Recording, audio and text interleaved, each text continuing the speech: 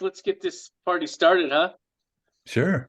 Hey, everybody. We're here. We've got a very special guest for you tonight. I had the pleasure of meeting this gentleman at community camp in Kalispell, Montana, just a short time ago. We hung out a little bit in the lobby at the hotel, and then we went out. We are going out to lunch one day, and they were leaving as well, him and his wife and his daughter, and they invited us to lunch with them. We got to hang out and get to know them a little bit.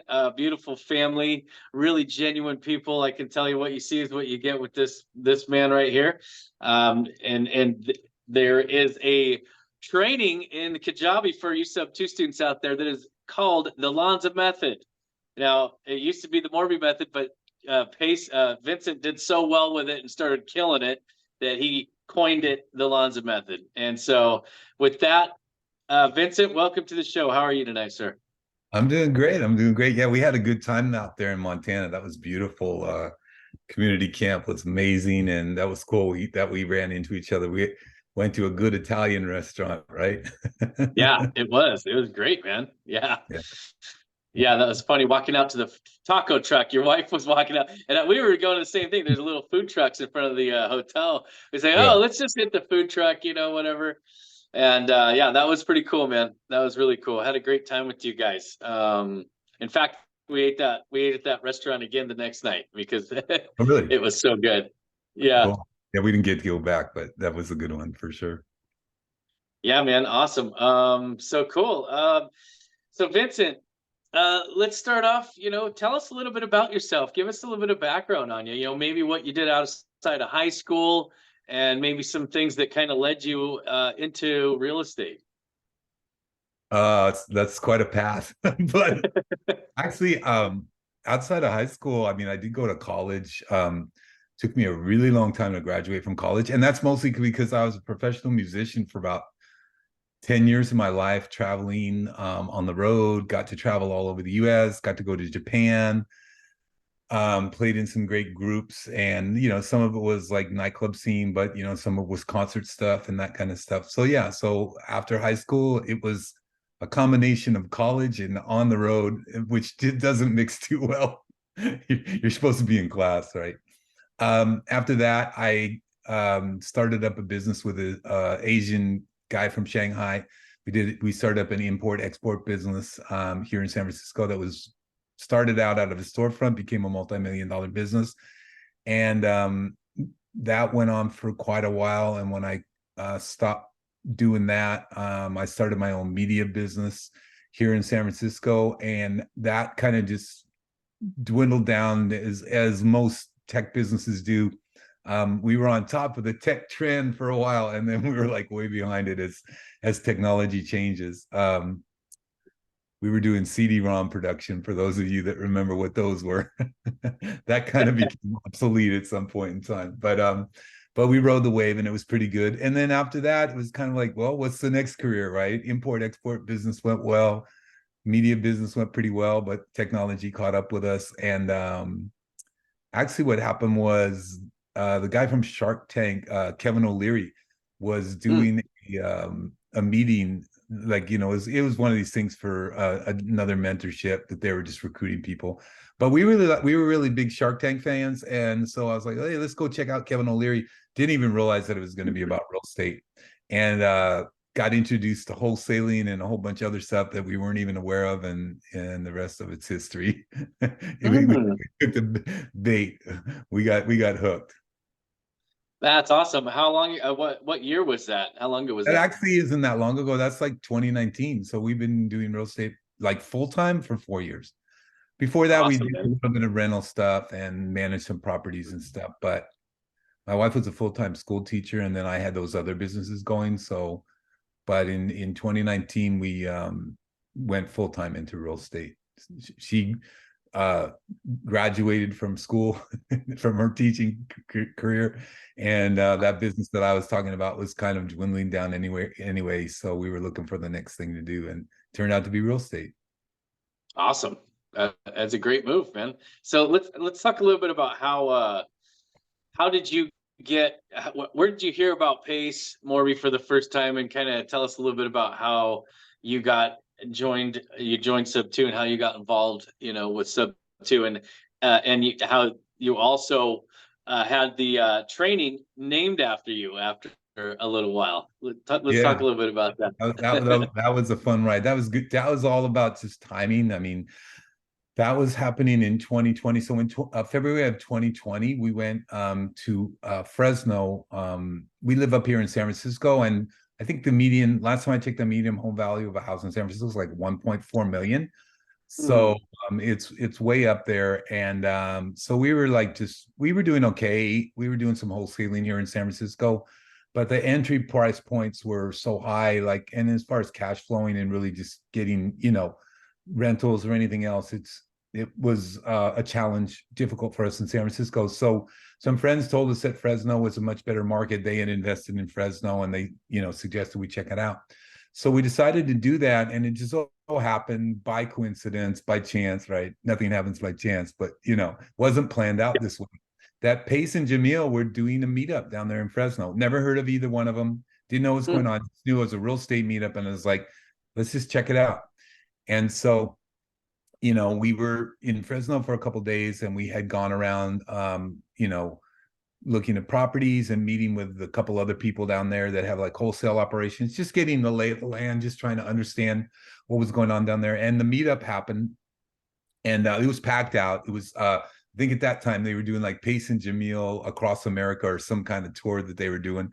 This is in February of 2020, right? And was super just impressed by these guys. Never heard of them, never met them, but just who they were, how they talked. Pace talked about the whole squatting up thing, and talking about how Pace and Jamil and him were competitors, but yet they now were friends and working together. So that really resonated to me. It also was super foreign to me because most of the businesses that I had worked in, it was all about like killing the competition. It was all about how can we get a leg up on the competition, how we can squash the competition. Like, that was kind of the mindset for most of the businesses that I had been in, right? Especially when that one business that was a wholesale business, right? It was always so competitive. Like, people were coming in, and we're like, we need to cut down, we're just going to cut down our prices, to kill the competition, and just all this kind of, so their mindset was like completely different than what I had ever been taught or experienced in business, but I really liked it, right? It just resonated with me. So, that was that. And then March comes around, and middle of March, COVID hits in San Francisco, everything gets shut down. And so pretty much like the real estate business kind of got shut down, right? Because you couldn't even like go see properties or do anything at that point in time. So everything we had been doing really was like totally not only not effective, it was like kind of like not even possible to do. I mean, nobody was buying or selling houses, right? There was this whole air of like uncertainty, and nobody knew what was going to be going on. So that happened in March, and so our business kind of wound down, and we didn't really know where to go. But in late April, May of 2020, Pace started the Subto mentorship. And somehow, I guess, from being at that Fresno meetup or something, I must have gotten on Pace's mailing list or something, and heard about this. And again, I still had in my mind, like, man, I really like the way this guy thinks. I really like the way this guy approaches business. I was more about his philosophy at that point in time than it really was about his real estate techniques and creative finance. Cause I mean, I didn't know anything about that, to be honest with you. And, maybe he had just scratched the surface of that a little bit in the meetup that I went to. I mean, he spoke for like 30 minutes, he can only say so much and teach so much in 30 minutes. But something resonated with me. So I went up to my wife, and we actually had been in another mentorship that was fairly pricey. I mean, we did okay with it.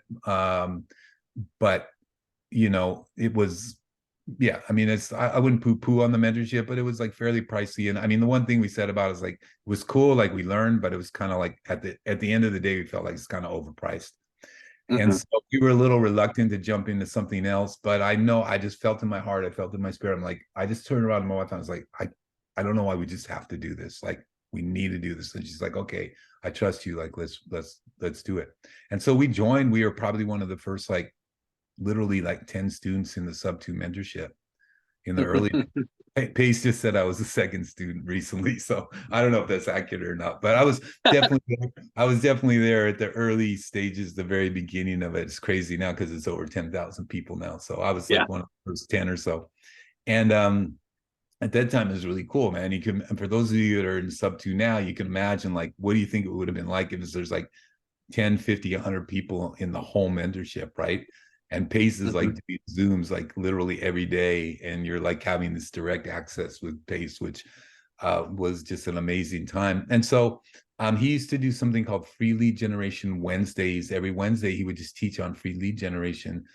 And I listened to it and applied it and became successful with it. And then subsequently, it was called the Pace method. He changed it over to the Lanza method. So that's kind of part of the journey. Really was just, I mean, a lot of it's just about timing, right? Being in the right place, right time. COVID, right, was like, kind of put our backs up against the wall, like we needed to go in a new direction. So many different things, like just that trip to Fresno being kind of clandestine, like we didn't even go to meet Pace or anything, but that's kind of like the major thing that happened out of that was that we became aware of who Pace was. And so that's how it all started. That's how the Wow. madness began. That's fun. What a fun story, man. Love Yeah. it. Love that story. Yeah, that's great, man. One of the founding members of Subto, one of the original, the OGs, The like they OGs. call Yeah, them, you know. we're called the OGs now. You're the There's a OG. handful of us OGs still around. But That's yeah. right. I know it's funny. I feel like people are saying, "Oh, you're an OG Gator," and so I'm like, "No, not even close." But thank you. I've been almost a year. I'm getting close to a year here, October, November, with the Gator and Sub Two tribe. But that's awesome, man. So you've been in for like, what, going on 3 years now? Is that right? Plus years, Pace just had a celebration last month for the 10,000 milestone in the mentorship. So we flew out there to Arizona to celebrate that with him. And yeah, just amazing, like the growth that we've seen like in 3 years in the community and the mentorship and all of that. But yeah, I guess say early May, late April to now is like just a little over 3 years. So That's awesome. Awesome. And how's the experience been so far for you, man? Have you made a few friends or yeah, it's been fast and furious to say the least. My life was thrown into a whirlwind when I got into Pace's world. But it's been really good. It's been really fun. Yeah, I've made a ton of friends. So many friends. It's such great relationships that I have. One time I was talking with Pace and we were kind of talking. It's like, what's the thing that you like best about being part of the mentorship? And the business side of it is everything's cool, but ultimately I was like, it's all the relationships that I have been able to make over the last 3 years, like just people that are really, I consider friends. And I was on the phone with one of the guys for an hour, and we were talking life, real estate, all the above, right? And you and I connected up in Kalispell, and that was great, just sitting there for a couple hours having dinner and chopping it up. So yeah. yeah, it's a great community. Everywhere we go, we travel a fair amount. We have family in Atlanta, Georgia area, family in the Washington D.C. area, and so everywhere we go, we always have sub two friends too. And we recently were up in upstate New York, where my wife's father lived. Yeah, there's always like meetups, like everywhere we go, we meet other sub two students and have a great time just hanging out with them. And so yeah, lots of friends, lots and lots of friends. My phone is filled with my sub two friends now. Seriously. Yeah, I know. I basically started the Blink app, when I Yeah, started Gator, and I probably have over 300 contacts in there at this point. It's yeah, crazy, man. yeah, And yeah. crazy. There's so many, and just cool stuff. Like recently we were out in Virginia, and Munif and Love, who are sub two students that actually met in sub two, got married in sub two, and now have a little baby, Lila. We went to their house and met their parents and hung out, got to see the Mhm. baby. I mean, it's just kind of stuff that goes beyond real estate. That's just like life stuff. That's just an added blessing bonus to everything else that we do, you know? Yeah, absolutely. I'm gonna have one hop in here in a minute. Sure. I love it. It's kind of a good segue into the power of networking, man, because I like to talk to newbies all the time about networking with intention and just connecting with people and making those connections actually happen, right? Making sure you're the one in the driver's seat because people are busy. People don't respond all the time. So DMing people, getting into their, inbox and setting up a scheduled time to meet with people. I meet with new people all week, Mhm. a couple of day actually, and I've had to scale it back, but the amount of friends and relationships, if you really get in and start networking and going to events, man, it's really life changing. You start getting around this community and you start kind of pulling away from your old friends and your family, like Pace says. It's like it's just how it happens. It's a kind of a natural progression. We're kind of progressing into different things and moving we're moving forward and up and up and up, and a lot of our old friends are not, right? So we're not able to relate as much on a lot of different levels. So being in this community with all these people who have are like-minded and are relatable, right? Because we're all kind of moving in the same direction. It's just something very special that I've never ever seen in my life. And I've done a lot of networking businesses and networked for my granite shop with Chamber of Commerce, stuff like that. And just nothing like this that I've ever seen in my life. It's amazing. It's the most unique community, most unique real estate community. Like you said, like-minded people. People have the mindset of wanting to try to help each other, and people have the mindset of just striving for that success, right? But I think we also don't have, we really want to create something that's a positive environment, right? So whether it's the newest person that's never done any deals, or it's, the person that has a lot more experience to me, there's people that I know in this mentorship that have like 20, 25 years real estate experience. I mean, I have like 4, right? But yeah, everybody is like there helping. Like I have those people, like, there's probably people that come to me, ask me stuff, ask me for advice. There's people that I go to for advice, right? The people that have the experience, that have been through, the wars a lot more than I have. So yeah, it's an amazing community. And like you said, you tend to be like, when you're in this thrown into this Subto world, you tend to be like, that becomes a large part of like even what your friends and social life is, right? Like a lot of people, because you want to be around that energy, right? You want to be around that positive energy, and you just like, you know, yeah, I mean, just kind of like, for me, like just kind of, I'm thinking about it on a personal level, right? Like, and it's not, I don't want to poo-poo on my friends, but like, I don't really want to be around like I'm, talking about like where I can get the coupons to save, money at the grocery store, or, how I'm gonna get like free healthcare. I mean, just all these things that I think about, like that a lot of people that I know kind of are in that mindset, right? It's like kind of like, and like I'm like, yeah, we want to be beyond that, right? And it's kind of, yeah, and we talk about that all the time, right? You want to strive to be around people who are more successful than you, right? So that you can learn from them. And so that's what's nice, is that exists in this community, right? There's people, I have a degree of success, you have a degree of success, but there's people here that have a lot more success than we've had, right? That we also can hang with and be around and glean and learn from them. So yeah, it's an amazing community to be a part of, definitely. It is. And so Juan, I think that's a good segue for you, buddy, to dig into some nuts and bolts here with some wholesaling magic. Yes, thank you very much. I appreciate that. Uncle Lanza, such an Yeah. honor.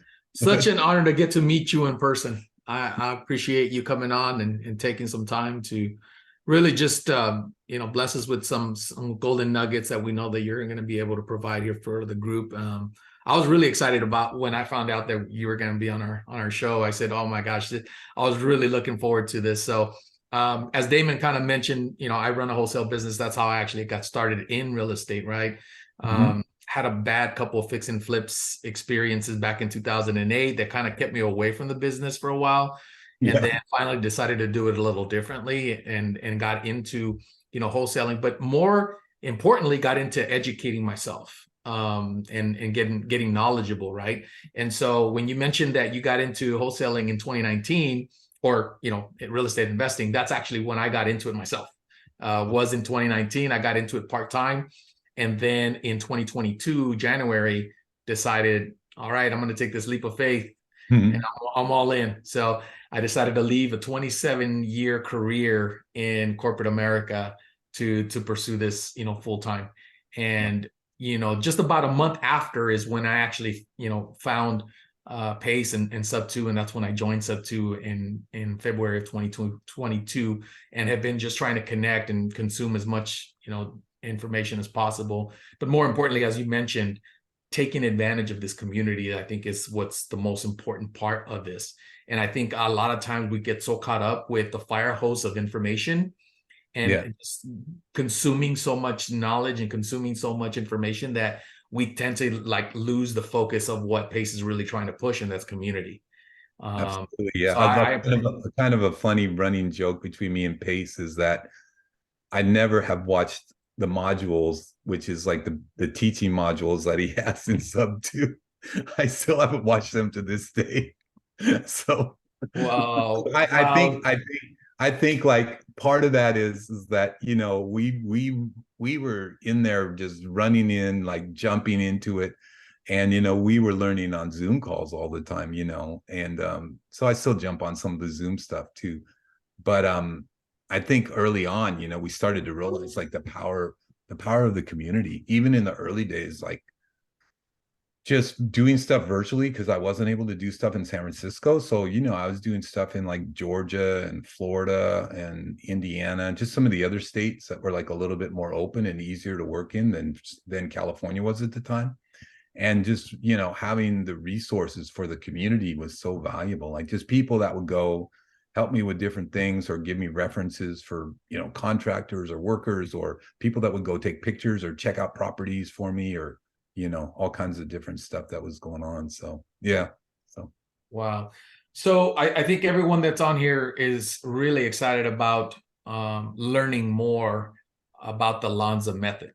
And, I actually have gone through some of the modules myself, and I went through, Pace's Subto, and then I was like, what is this Lanza method thing? It's like, oh, that's really interesting. And then once I found out a little bit about it, I got excited about learning it more and more. So with that said, we'd love to hear about how you either discovered the Lanza method or how you kind of morphed it into your own, if you will, and then just give us like the nuts and bolts behind the Lanza method.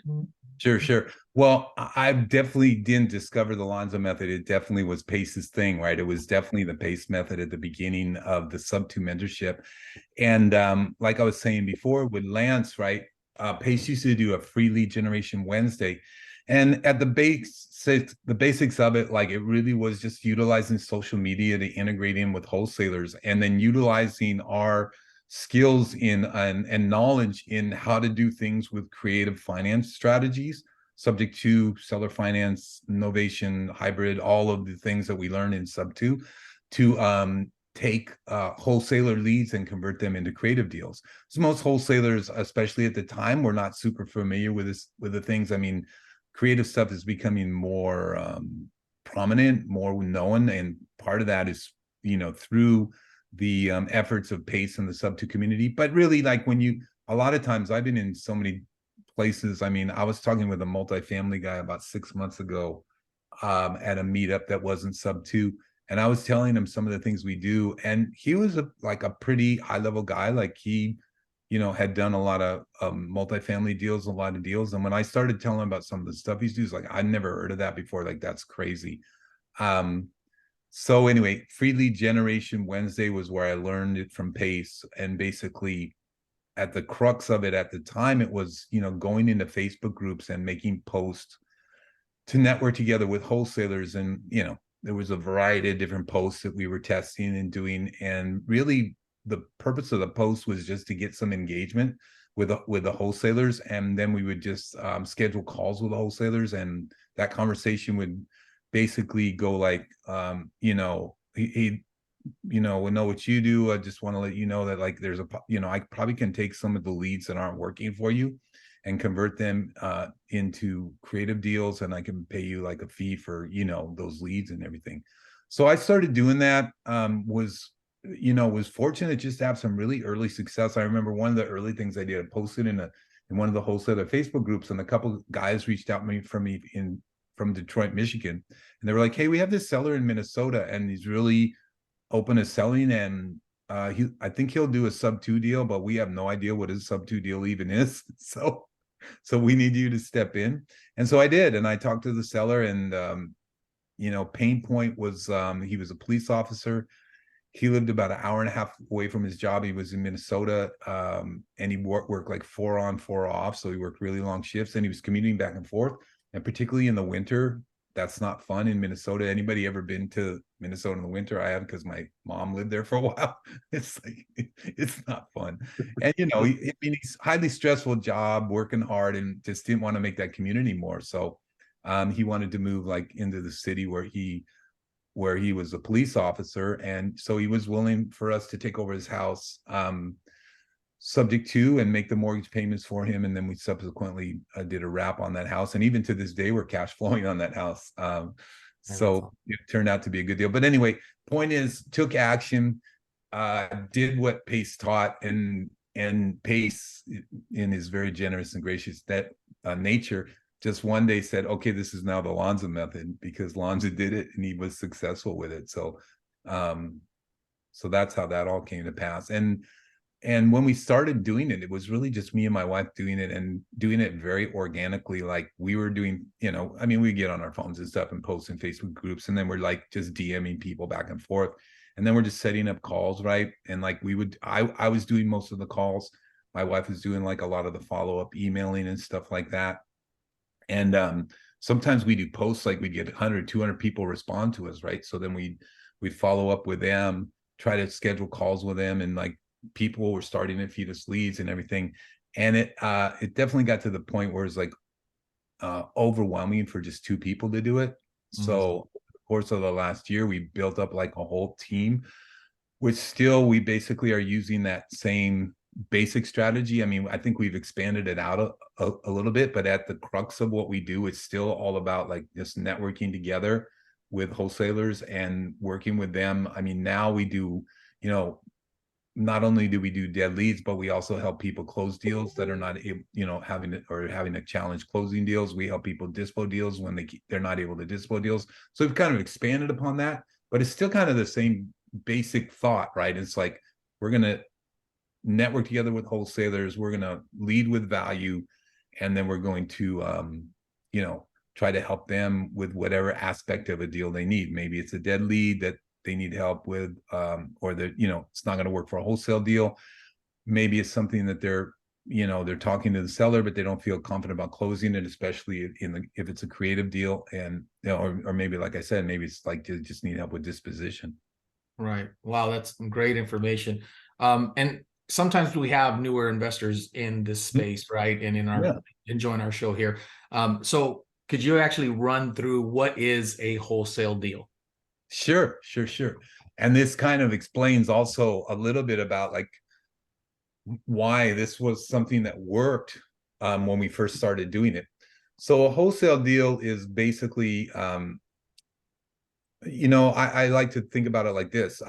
I understood the concept because I worked in the wholesale business, and I was telling Lance earlier that I had a partner who was from Shanghai, China.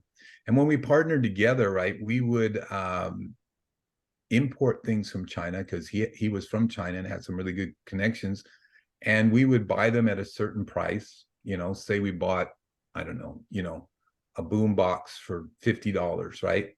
And we would then mark it up, not astronomically, maybe like 20%.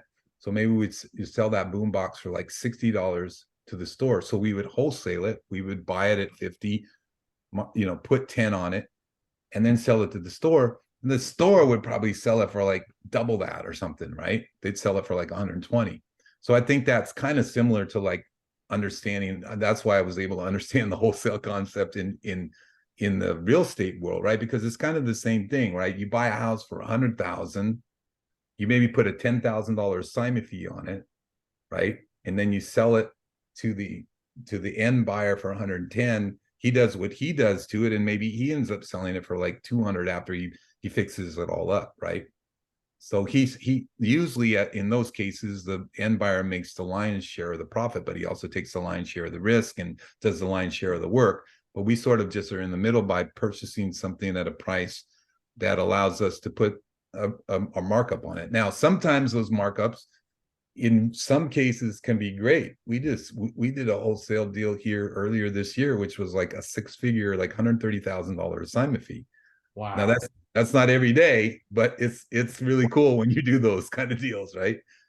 So yeah. It sets you up for a whole year. I think the norm is usually like 10, 15, 20, that kind of thing. I mean, we did another one recently where it's like 15,000 assignment fee, you know, but every once in a while you hit that golden vein where it's like, oh, you get that home run. Yeah. Exactly.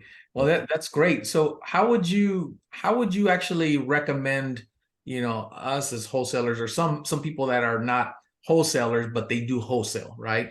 How would they implement the Lanza method? How would they go about the actual steps for them to use social media and leverage social media to get a hold of some of these wholesalers? Yeah, I mean, I think, depending on what you're doing, I mean, you can look at it from a couple sides of the coin, right? If you're a wholesaler and you're like generating leads, whether you're doing on market or off market deals, or however you're doing your marketing, going to realtors, or maybe you have VAs making cold calls, or whatever you're doing.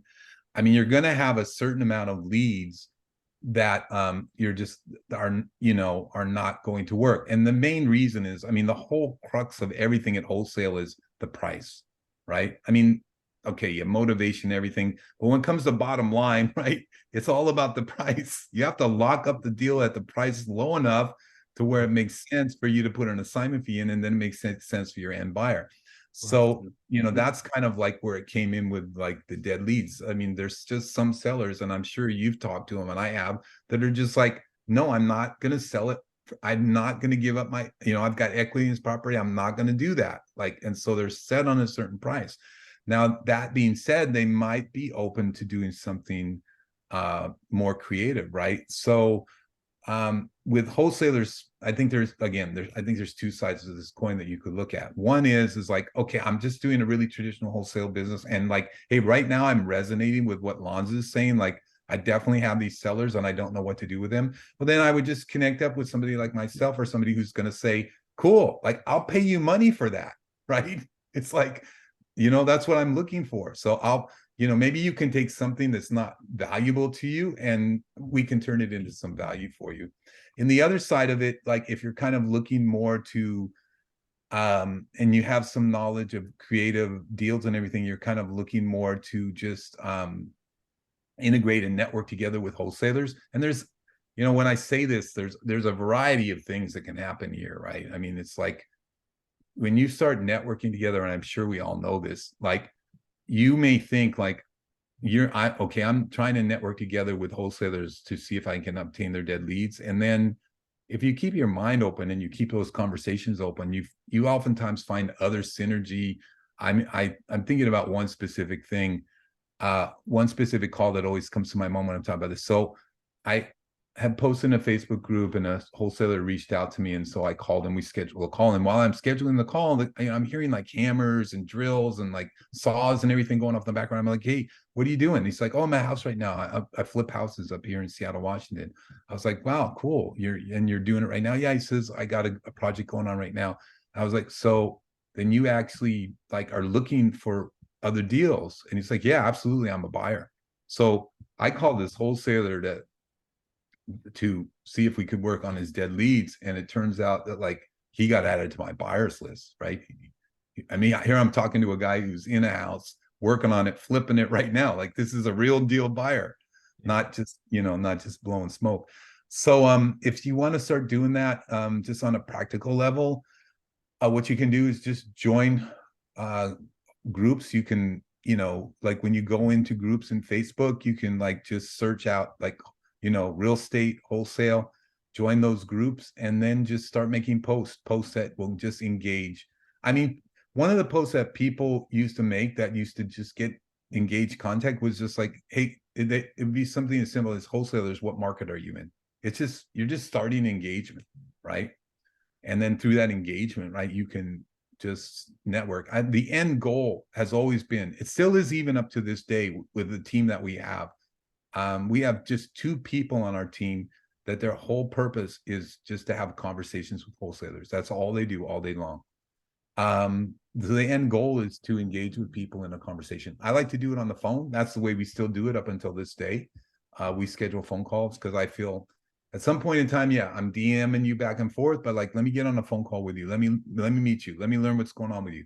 Let me start to build a relationship with you. So hopefully that answered your question. Yeah, no, it does. Thank you so much. So obviously we know in wholesaling, you got the 3 components, the 3 major components being, you know, marketing, right? You got acquisitions, you got dispositions, and of course you got the TC work in there.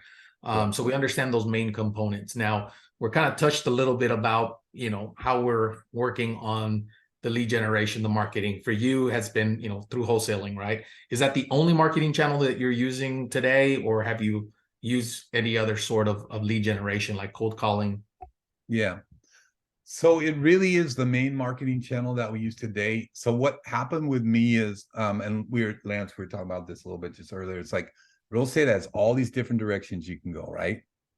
And even in marketing, right? What can you do? You can do door knocking, you can do cold calling, you can do texting, you can do mailers, you can do driving for dollars. I mean, there's a whole bunch of different stuff you can do, right? Right. So I was like that, like, oh, let me try this, let me try that, let me try the other thing. So, you know, for a while we hired a VA, we did texting campaigns, we did all that kind of stuff. And then and it wasn't like super effective. And then one day I was like, so they named this method after me called the Lanza method. I probably should be using that method as my marketing method since it's named after me. Right. So yeah, so in the last years, yeah, that might be a good idea, right? Maybe just possibly. Yeah, awesome. it's kind of being like the spokesperson for Nike, and you're out there wearing Reeboks, right? Yeah, exactly. So that was the moment of revelation for me. And in the last year, actually, what we've done is we built a whole team around that, and we built a proprietary CRM around that as well. That's like awesome. from scratch. And so that's where we've been at. And so to answer your question, we really haven't used other marketing techniques like right now, because I was like just determined, like, okay, this has been a viable business model, but how do I turn it into like a business with a team and with, you know, with the systems and everything in place. So we have actually about, including VAs, we probably have about 10 or 12 people that we're working with right now. And part of them are in acquisition, part of them in disposition. What's a little bit unique is we have more emphasis on the social media and the relationship with the wholesalers. So there's a whole, you know, group, like 4 or 5 people that are just in that department, like just working the social media, working the relationship with the wholesalers and being the contact point there. And then other than that, it's kind of like traditional, what most people would have in a real estate business was this acquisition, disposition, integrator, all those kind of things. But I think what's a little bit different with what we do, because of the way that we market and do the lead generation, is we have a really big emphasis on social media and what we call relationship managers, who are the people that cultivate the relationship with the wholesalers. Gotcha. Wow, that's so great. So are your people in office? Are they all remote? Everybody's remote except me and my wife, and my wife does all the TC work. So my wife has been working on being a TC for a while, and she's got it nailed down now. So she's actually does TC work for other people as well now. Awesome. But yeah, everybody's remote. Yeah, a couple of guys are in Mexico, and we got a VA in Nicaragua. We have yeah, a few of us up in Northern California, Southern California. Our dispo guy lives in New Jersey. So yeah, all over the place. Wow, that is so good. So how are you able to manage and oversee your staff when they're all remote? Have you found that to be a challenge, or have you found that to be better than being in office? Um, yeah, probably better than being in an office in one way, right? Because everybody, has their independence, can do their job without somebody lording over them. I mean, but again, it's just kind of like what we're doing right now, right? It's like we have our weekly Zoom meetings with a whole group, and then we have like offshoot meetings during the week with smaller groups of us. Like I was just meeting last week with our social media people, talking about how we can ramp up what we're doing and be more effectively reach out to people and more effectively respond to people. And so we were integrating some technology and also just having our VA work on that with us. So yeah, I mean, I think in the modern world, I mean, when COVID hit, we all got used to this, right? Right. Yeah. None of us are meeting in person anyway. The office buildings True. got cleared out, right? So Very now true. it's kind of like, yeah, you can do that. You can have your meetings. And like I had a 1 hour meeting with one of the guys who's our relationship manager today, right? We were talking about like a couple glitches that were in the system. And then we were talking about like, how we kind of future vision, like where are we going to, like how can we expand, how can we make things better? So with it, all the ways that we have to communicate with people today, it's like really not necessary for us to all be in the same office at the same time. And we have a Slack channel, right? So we're constantly communicating through there. We have our CRM. We have all those other kind of communication points as well. That's great. Listen, I have another question, and then we'll turn it over to for people to ask questions. We want to leave enough time for people to do that. From a dispo perspective, what are you doing to build your buyers list and continue to add on to that list? Yeah, well, I mean, there's a couple of things that we do. We do use Investor Lift, and we have we have a good relationship with that, and we have access to like all the buyers from Investor Lift. But also, we just again, it's just like the kind of organic stuff that you do to build a relationship with buyers. Like even actually, just in this last week, like I've been helping a little bit in the dispo area, and so I just been reaching out to people that I know and just asking them what their buy box is, just going, getting that information, because I have some deals coming up in, certain geographical areas, and I just kind of want to get my buyers lined up as we're, getting some deals actually it's in the DMV area. Yeah, and so we just recently hired a VA, so they're reaching out to buyers, and so I think it's all about, I mean, there's always like the kind of blitzing thing you can do, emails, text campaigns, and all that stuff. But ultimately, again, it kind of just boils down to relationship. And so we're just trying to build up relationships. And, at the very beginning, I mean, I still like doing this just because I love building relationships. I love meeting new people. I love making the contacts. But when my wife and I were doing this early on, we would just do stuff like go to all the meetups that we possibly could to meet people. Mm, We would go to auctions to meet people, property auctions. Yeah, we would just do all these things, right, to just try to like meet people. And so we were able to make great relationships with people, and we still have those relationships even to this day, who are like very high level buyers. So I mean, the other thing we do if you're in the sub 2 world is we do a weekly Zoom, which we call Dispo Dial, and this is for sub 2 people only. So if you're in sub 2, you can access this. If not, unfortunately, you can't. But what we do is people bring properties, and then we pull buyers lists for them, and then we have a dialer that they can get on and make the calls and stuff. So we try to help people also with building up their own buyers list. But if you're just kind of doing it, you're just kind of starting out, it's like you can access the data, or you can just go to the meetups. You can go to I mean, if you're just in sub 2, like there's tons of people, even like myself, who are viable buyers in sub 2, and there's many, right. many more, right?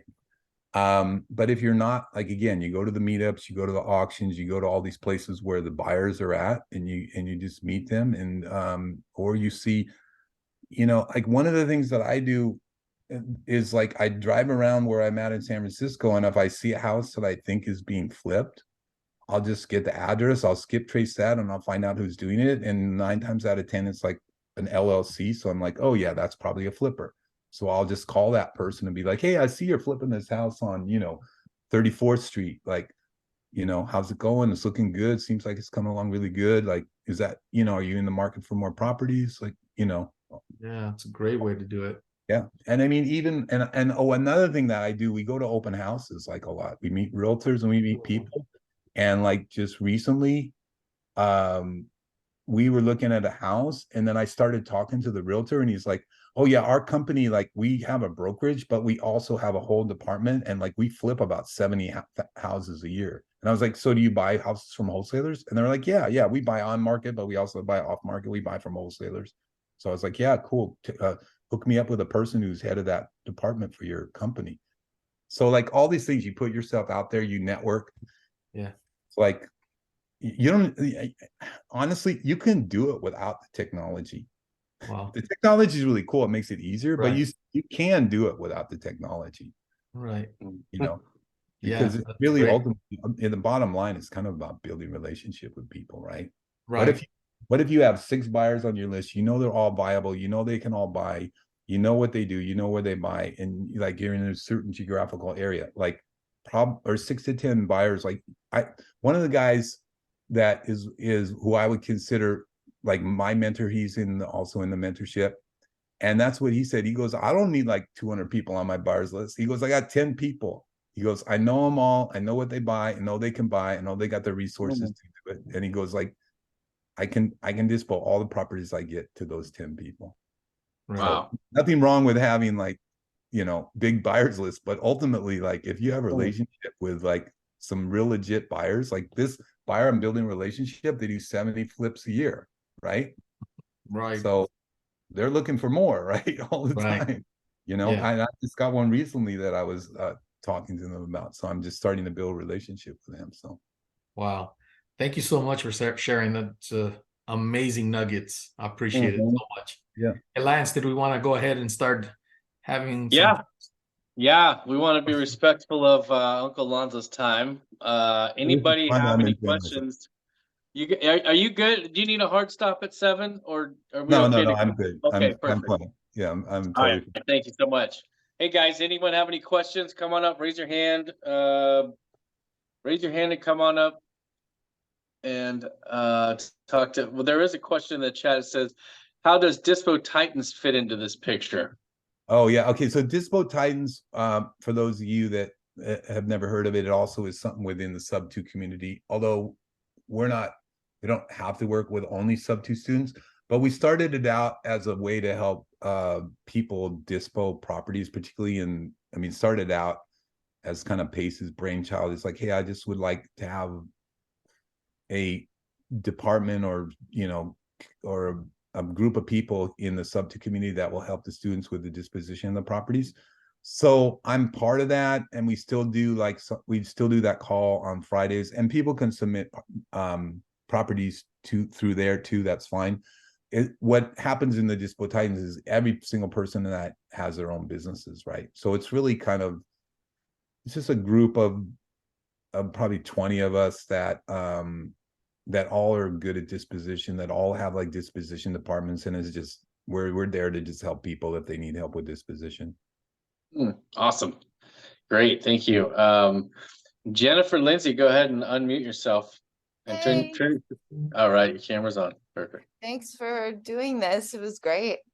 Okay, so I have a question. I have a list that I'm sort of creating that's a expired listing list, from the MLS. But so I'm going over it and kind of trying to see who owns what, and I'm just wondering, is it worth it to call the properties that are owned by corporations like LLCs? With expired listings, it's kind of interesting if you would have that owned by LLC, but yeah, it just becomes a little more of a challenge to skip trace those sometime, but I probably still call them. So it kind of like alluding back to what I was saying, I kind of always look for, like, you just never know, like, so you're doing expired listings. Why are you doing expired listings? You're doing it for the acquisition side of things, right? Like that makes total sense. But you start having those conversations, and maybe that's not a great lead for acquisition, but maybe you find out that I just found the LLC that owns 50 properties in this area, and they're looking to buy more, right? So maybe now that becomes somebody that becomes your buyer. It's kind of like that story I talked about, the wholesaler that was up in Washington and where the hammers and nails were, and I was like, I had no intention to put that person on my buyers list when I started that conversation, but it just kind of led in that direction.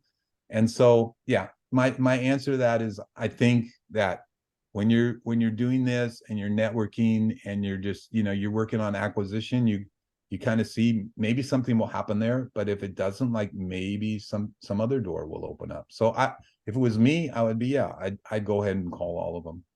Okay. Yeah, I think it's a mindset because like when you're focused on acquisition but you're talking to people, you have to be open to having those conversations and be willing to pivot in the moment. Yeah, I mean, when I was structuring calls with wholesalers, when I first started doing this, like my call would basically be structured like, and again, whether this is effective for acquisition or not, like I'm kind of talking more about like the networking aspect of it. I would usually do like short, like kind of icebreaker, like what do we have in common? Like you live in Seattle, Washington. Oh yeah, I've been up there a bunch of times. I got friends that live in Puyallup, like blah blah blah blah blah. A few minutes of that, right? Just kind of icebreaker, like let's get to know each other.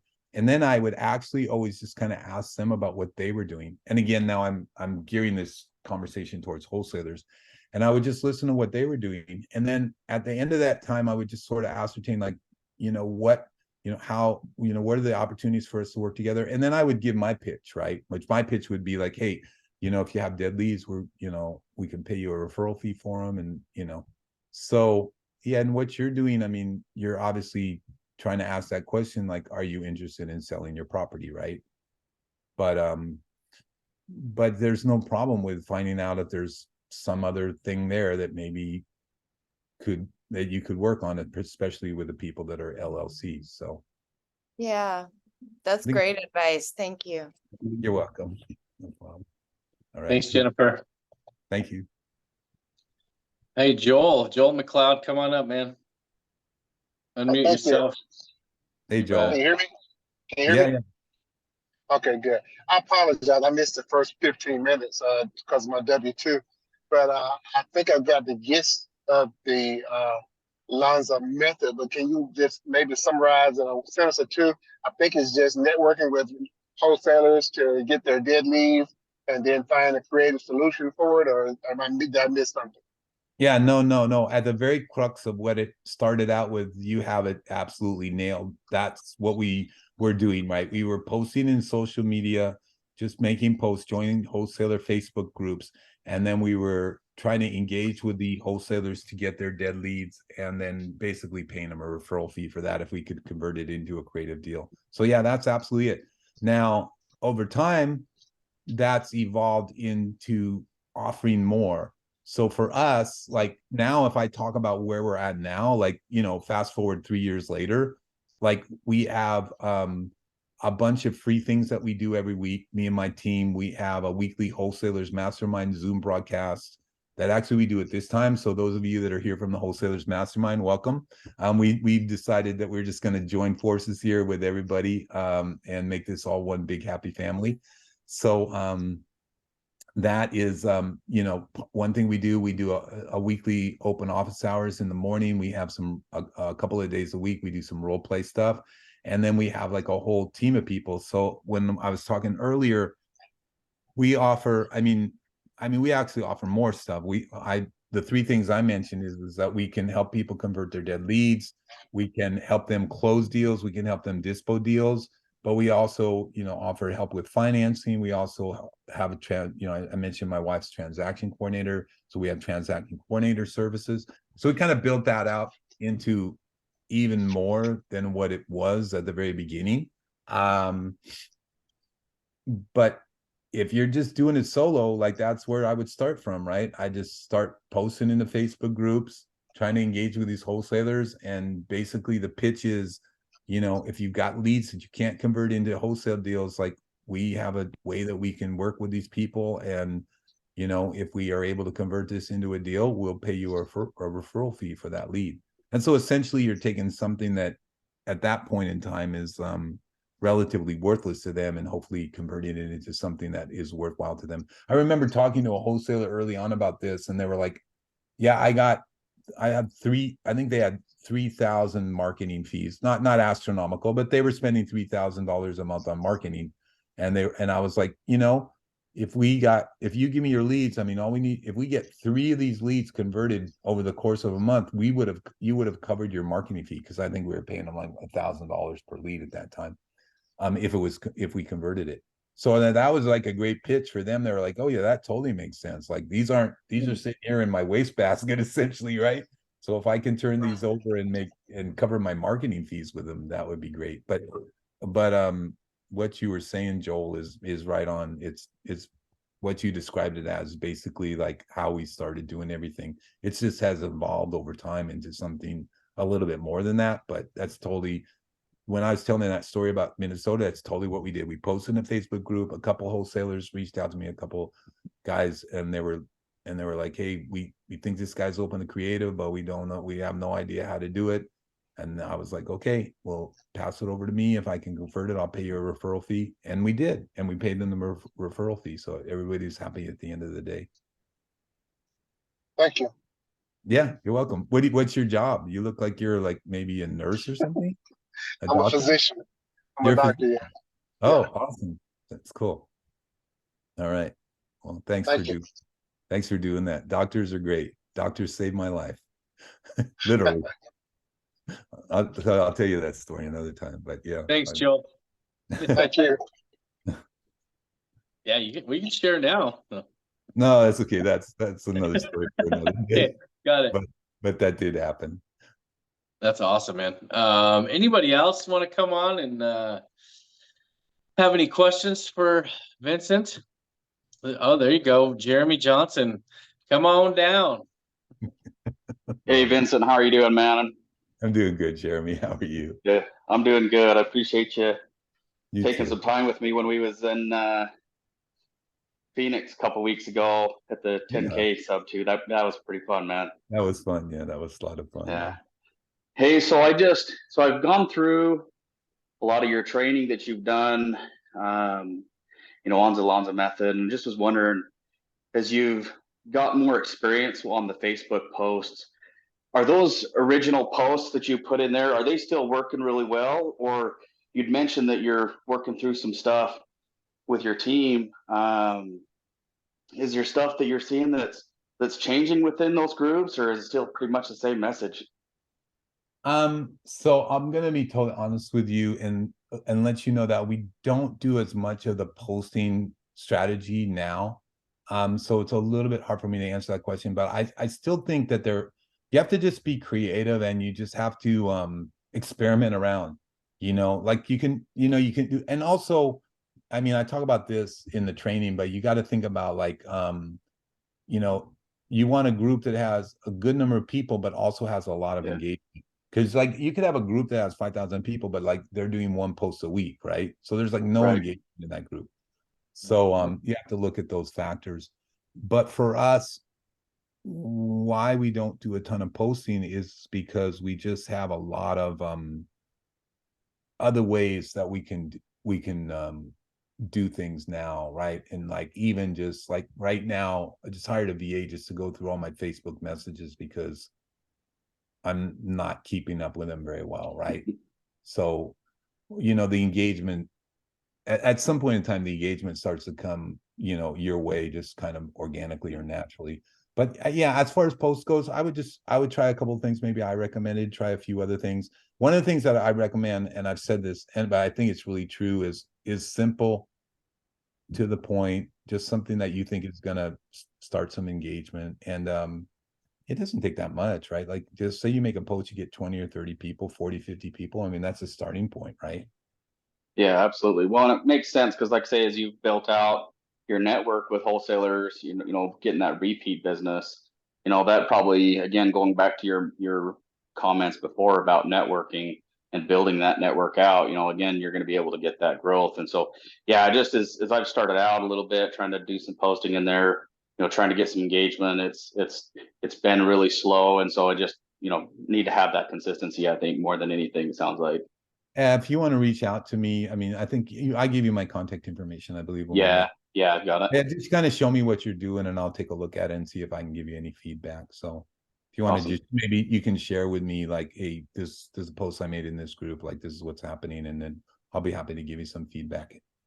Awesome. Thanks, man. Appreciate it. I'll probably be doing, I'll do some, I've been wanting to do that anyway. I'll do some testing too, like, and see, you know, but yeah, sometimes it's just hard too. Like, even like I post in the Subto Facebook group, and like sometimes like you get a ton of engagement and sometimes you don't. And then like, depending on the group, like in that group, stuff gets buried so quickly, you know, it's like, yeah.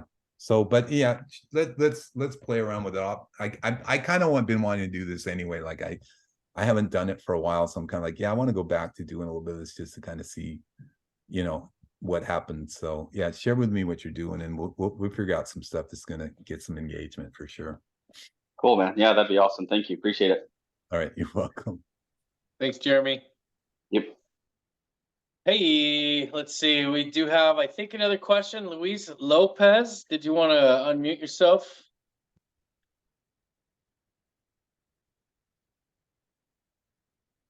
Luis, you there?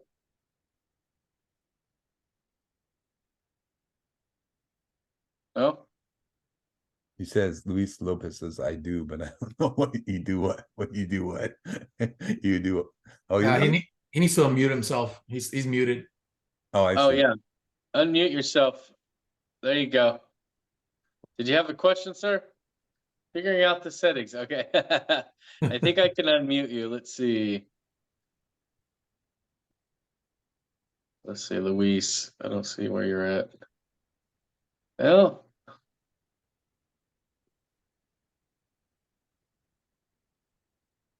There you go. Always trying to figure this out. Oh, ask to unmute. I can ask you to unmute. Yeah, you can. And and all he has to do is click on. Click the little microphone, bro. Yeah, click on it again. Send it to him again, Lance. Okay. He did unmute for a quick second, but. Oh, did he? Yeah. Sometimes we're like going back and forth. Technical difficulties. Here we go. you should have a message on your phone there, Luis, that tells you to unmute. Ask to unmute. There you go.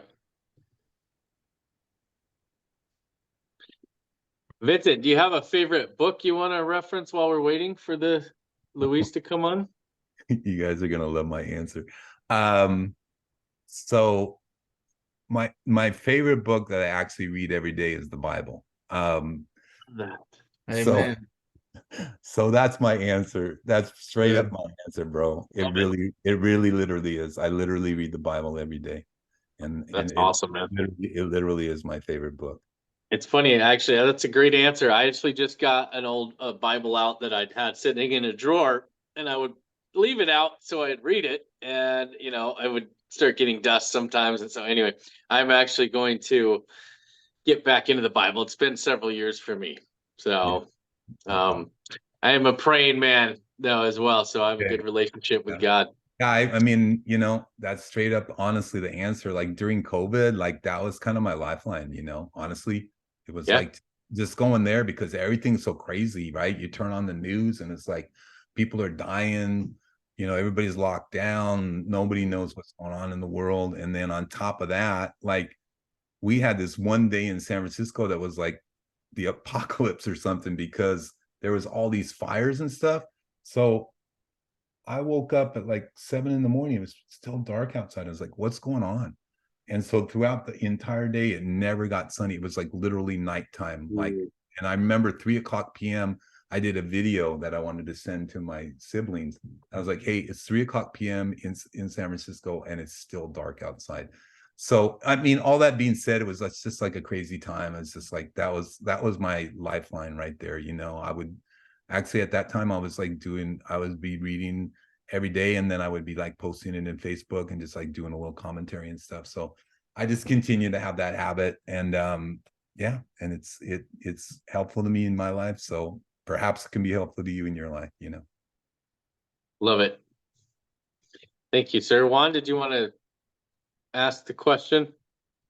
Really, I think the next question would be, if no one else has any further questions, how can people get connected with you, Mr. Lanza? Yes. So for those of you that are on the Zoom right now, I'll drop in my Facebook and my Instagram handle, which is Vincent Douglas _.